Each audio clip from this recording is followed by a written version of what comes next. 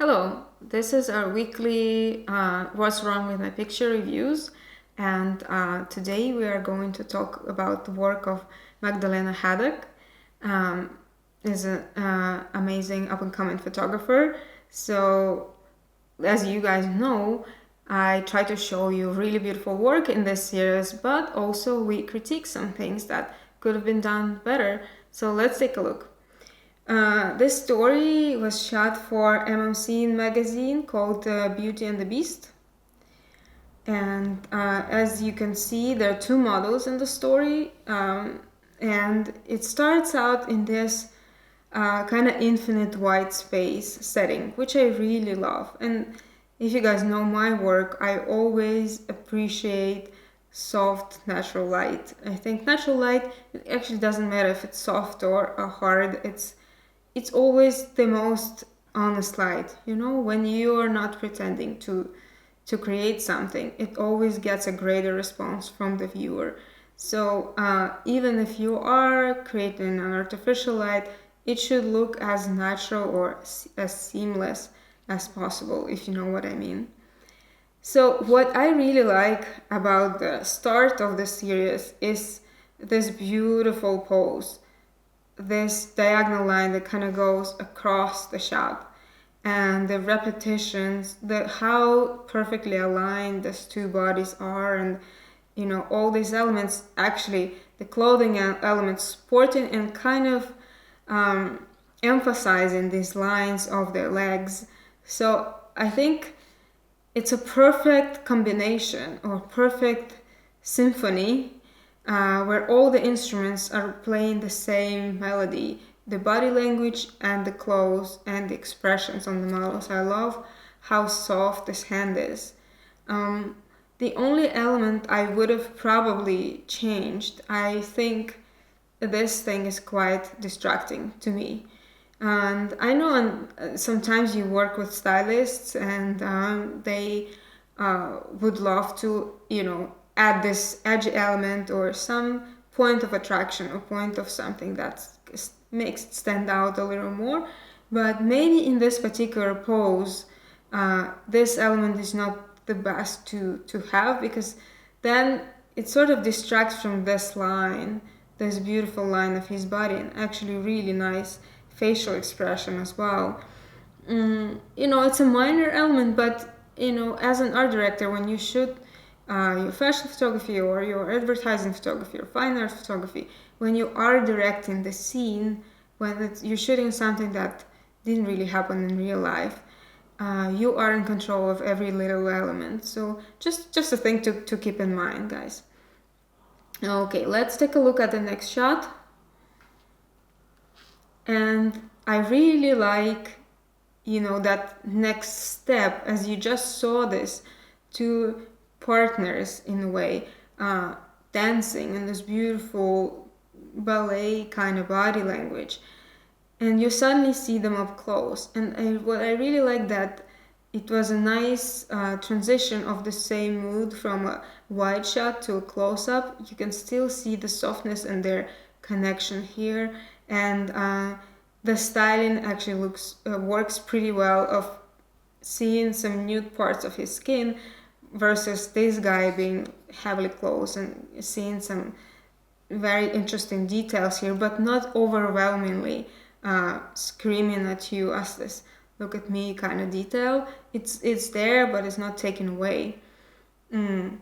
What I would really, the only thing that I would change about this picture, as you see so much of the skin tone, it is really important, guys, that you take care of the tone of the skin in post-production.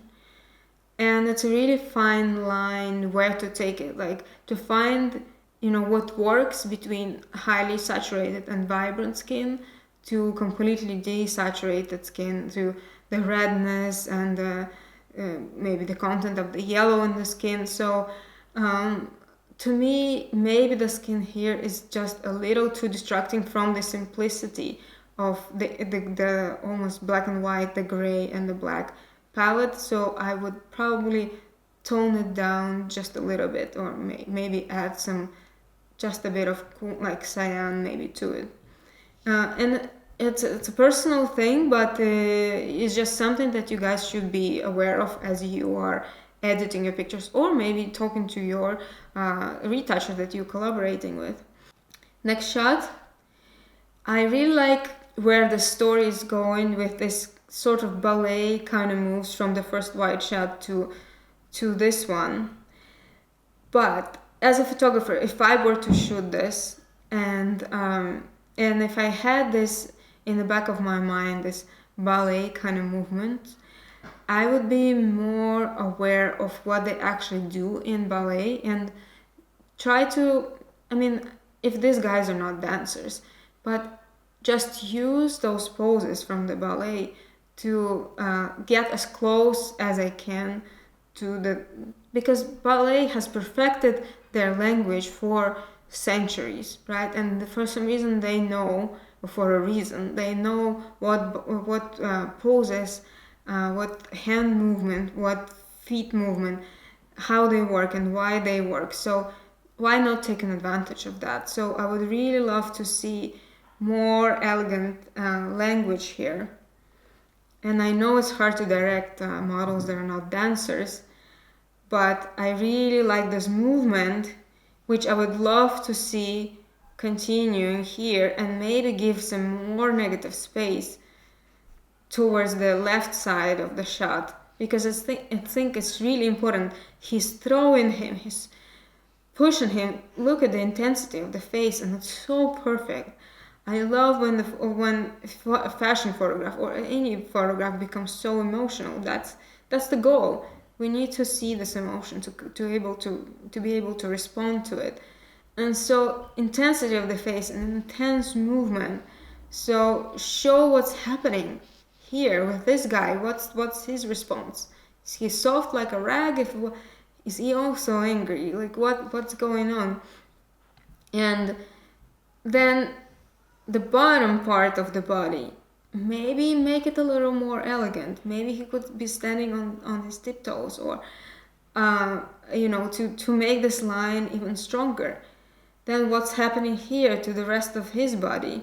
So basically you need to think you're constructing a shot like a painting on a canvas. So all the lines should be in dialogue with each other. So in this line is shortening his arm and kind of breaks up the movement. So maybe I would do it like more out, so it's more force going this same way without stopping that movement.